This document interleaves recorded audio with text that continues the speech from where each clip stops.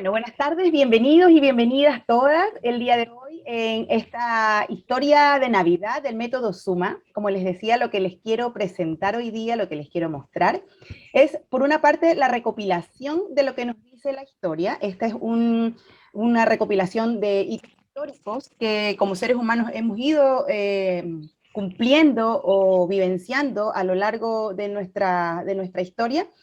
Y posteriormente vamos a ver cómo podemos nosotros llevar la autoobservación y la autoescucha que el método Suma nos propone a todos los espacios de nuestra vida. Entonces, ¿qué nos dice la historia acerca de la Navidad?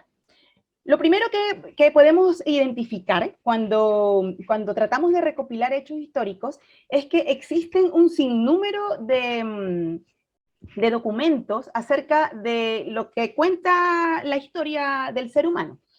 Sin embargo, también existe lo que se llama la historia hablada, la historia contada, aquello que no quedó escrito en ningún documento o que probablemente existió, pero se perdieron. Sabemos que el ser humano dentro de su historia, la escritura no existió siempre, ¿cierto? En un inicio nos comunicábamos como personas a través de jeroglíficos, a través de figuras, están como la recopilación de ciertas imágenes en roca, grabado. Entonces, esto nos habla de que el ser humano en otros momentos, bueno, también desarrollaba el arte, también tenía formas de comunicación, y todo lo que hacemos nosotros al ver estas evidencias es interpretar, ¿cierto? Porque cuando no existe un nexo correlativo entre las distintas fechas, cuando no existe una historia contada o hablada que realmente haya sido resguardada de su manera pura, es difícil tener la verdad absoluta. Entonces, respecto de la Navidad específicamente, con lo que contamos, y que es algo como conocido, con un lenguaje más o menos común, porque tampoco es completamente común, es lo que está recopilado en los libros históricos y lo que está recopilado en los evangelios o en los libros de las distintas religiones. Entonces, yo lo que les quiero, donde los quiero llevar hoy es como a ir viendo los hitos que nos dice la historia y que son aquellos hitos donde sí podemos ir haciendo alguna conexión. Ya, se dice que en el año 1882, Edward Johnson, que era el vicepresidente de la empresa Edison, que era una empresa eléctrica, ¿cierto? Creó este símbolo, bueno, no es el primer símbolo, pero este es uno de los símbolos, ¿cierto? ¿Quién no tiene en su casa el arbolito, o quién no tiene las luces que se encienden, se hacen como figuras en algunos lugares, ¿cierto? Representando a algunos elementos de la Navidad también con luces. Bueno, lo que está detrás de esta historia de las luces es que un trabajador de Nueva Inglaterra trabajaba en una central telefónica y que los circuitos telefónicos en esta central tenían luces que se prendían y se apagaban a medida que se iban dando las comunicaciones. Y a partir de eso, a él le vino la inspiración y propone crear estas luces que ya les voy a contar más adelante cómo se usaron, ¿ya? Pero de ahí aparece, y en ese entonces, como siempre ha estado como en los últimos, en el último par de siglos, pudiésemos decir, presente esta imbricada relación que hay actualmente entre las celebraciones y el comercio. Entonces, en ese entonces se vendían 12 huevos de bombillas a $12. Que actualmente, bueno, cada cual sacará la cuenta cuánto cuestan actualmente. Estamos hablando del año 1882. Ahora, ¿qué pasa con la historia del árbol? Se dice, lo que dice la historia es que el abeto, ya que es un árbol de los países del norte de Europa, de los países nórdicos, el uso del abeto data de hace más de 2000 años, ¿ya? Y se cree, o se dice, que fueron los celtas, que eran una tribu del norte de Europa, que utilizaban hacían una celebración porque lo que ellos celebraban en realidad era que el 21 de diciembre finalizaba, o sea, había el cambio de estación y era el solsticio de invierno que se llama, porque en los países del norte es solsticio de invierno, en los países del hemisferio sur es solsticio de verano. Y en los países que están en el centro no tienen esta diferencia tan marcada respecto de las estaciones. Sin embargo, en el norte y en el sur sí había un cambio marcado de estación. Entonces, ¿qué es lo que se dice acerca de este abeto? Que con este cambio de estación, los celtas hacían una celebración celebrando que empezaba el invierno, se guardaban, porque iba a empezar una época de mucha escasez, mataban animales y utilizaban ramas de este árbol para adornar el interior de sus casas. ¿Ya? Eso es lo que aparece respecto del uso del abeto. Entonces, el solsticio de invierno era representada porque era la noche más larga. En realidad, en invierno, en este día 21 de diciembre, la noche era muy larga y muy oscura. Sabían ellos que esto era un tiempo que posteriormente, a nuevamente empezar el nuevo ciclo, iban a tener que estar un tiempo hibernando, ¿cierto? Para posteriormente venir nuevamente los días más extensos, los días de sol y nuevamente los cultivos. Entonces la celebración de estas tribus duraban 12 días.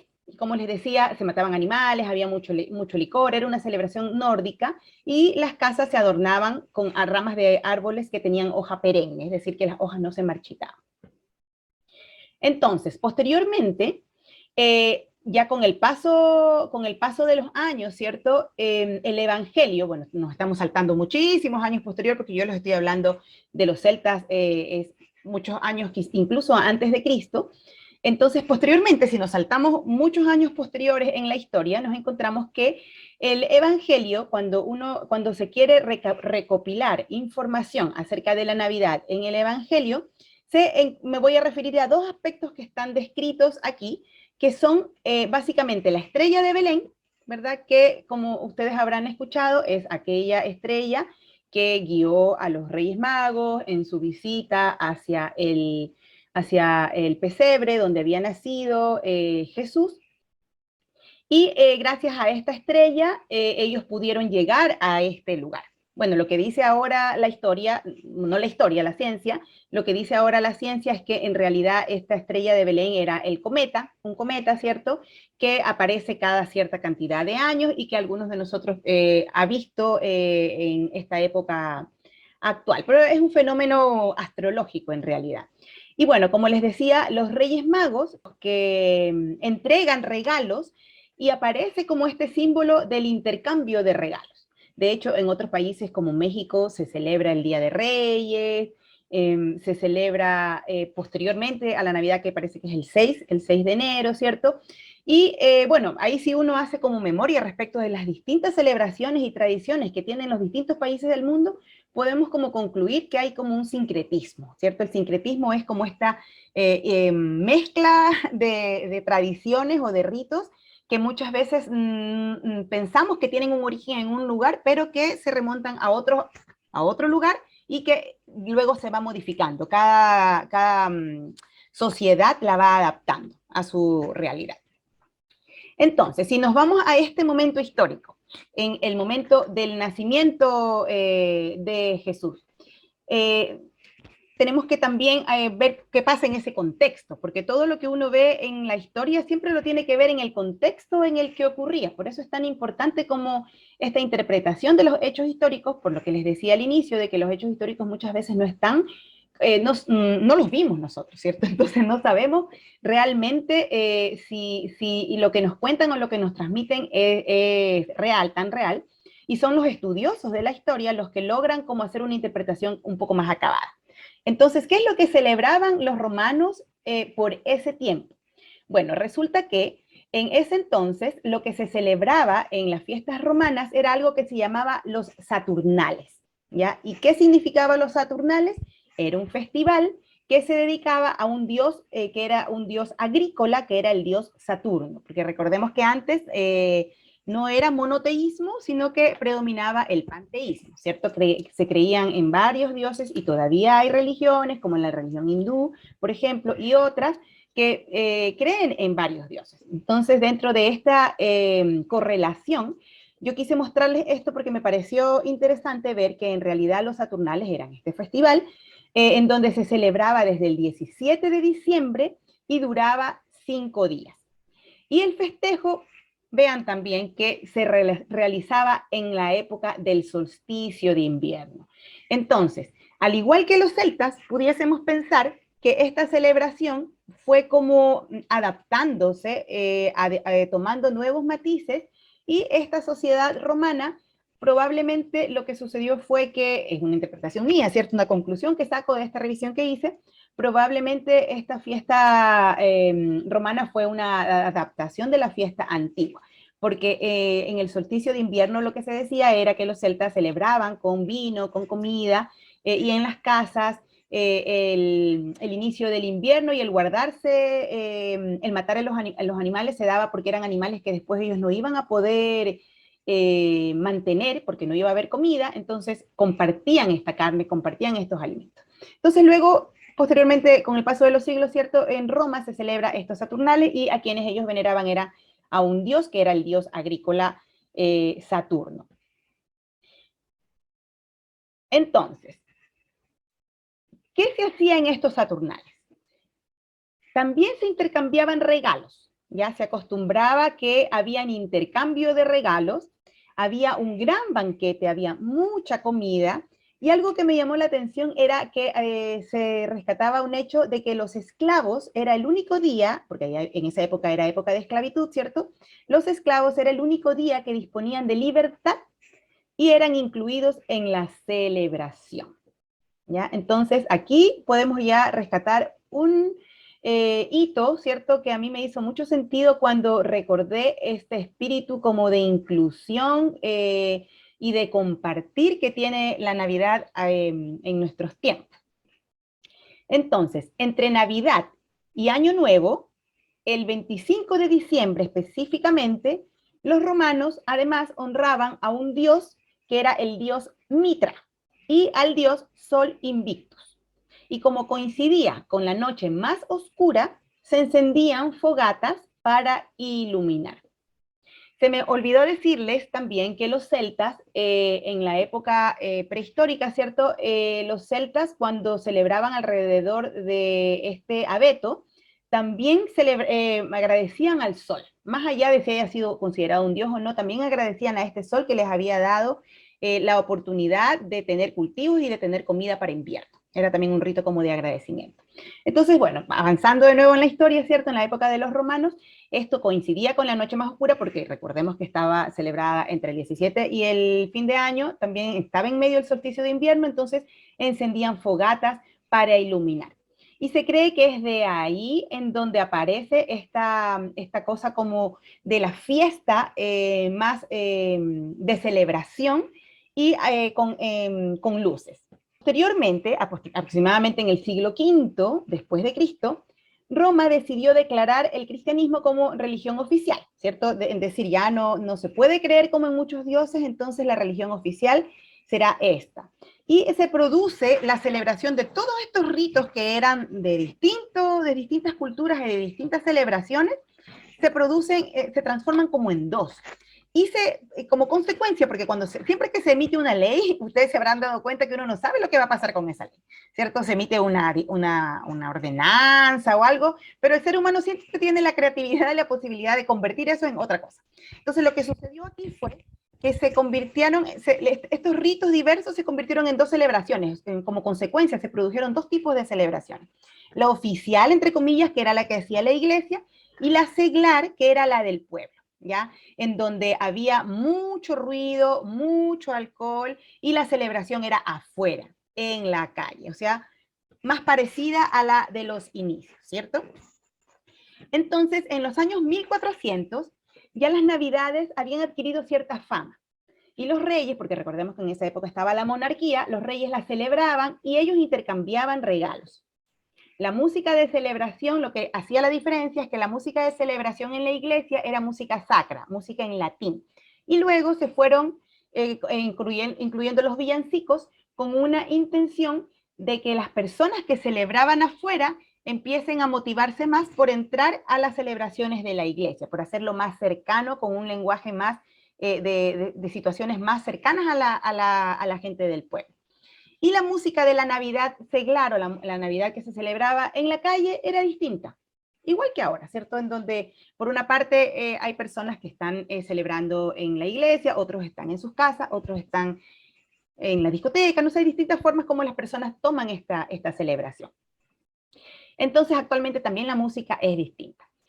Y fue en el siglo XVII cuando se produjo en Inglaterra una prohibición de celebrar la Navidad, porque ya no podían más con esto y era una celebración muy ruidosa. O sea, les molestaba esto de que había mucho ruido en la calle.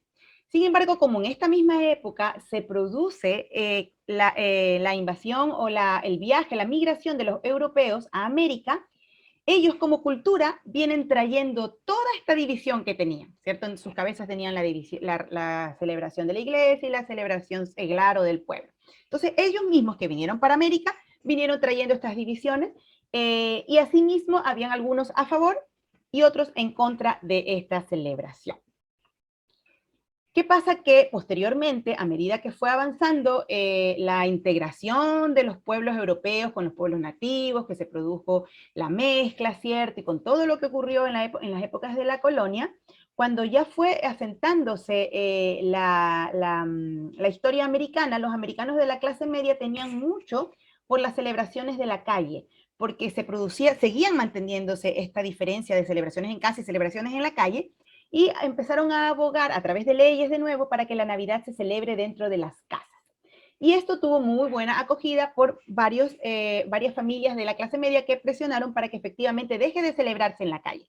Entonces empezó a ser como todo una campaña, digamos, o como una propaganda o socialización para motivar a que las personas empiecen a celebrarlas en sus casas y que se tornen menos peligrosas, porque sabemos que cuando hay celebraciones masivas, sin ningún tipo de control, igual tienen sus consecuencias, ¿cierto? El exceso de alcohol, el exceso de comida, etcétera. Entonces, en el año 1822 está descrito que hubo un profesor de literatura de New York que escribió un poema de 56 versos. Y ese verso se llamaba La visita de San Nicolás, que actualmente se conoce como La noche antes de Navidad. Y lo especial que tenía este poema es que el autor, como era un profesor de literatura muy creativo, ¿cierto?, pudo juntar las tradiciones que estaban presentes en el siglo XIX y sus propias tradiciones familiares. Y por tanto escribe un poema, un largo poema, y esto constituye un hito para la celebración de Navidad porque el poema tuvo mucha buena acogida, gustó mucho, se socializó mucho en el entorno. ¿Y en qué se inspiró este poeta, este profesor? Se inspiró en dos personajes. San Nicolás, que era un obispo del siglo IV, que era conocido porque hacía regalos a los niños y los dejaba en los calcetines, y una versión holandesa del San Nicolás que se llamaba Sinterklaas, ya que el origen de esta figura de Holanda había surgido de un dios que se llamaba el dios Odín, que era un dios pagano, que andaba por el cielo o sea, trasladado por caballos. Ya no eran renos, sino que era trasladado por caballos. Y algo característico de San Nicolás era que a él le acompañaba una figura malvada que castigaba a los niños que se portaban mal. Era como un ser mitológico que tenía una apariencia muy fea. Entonces, en estas figuras, como que este profesor de literatura creó este poema.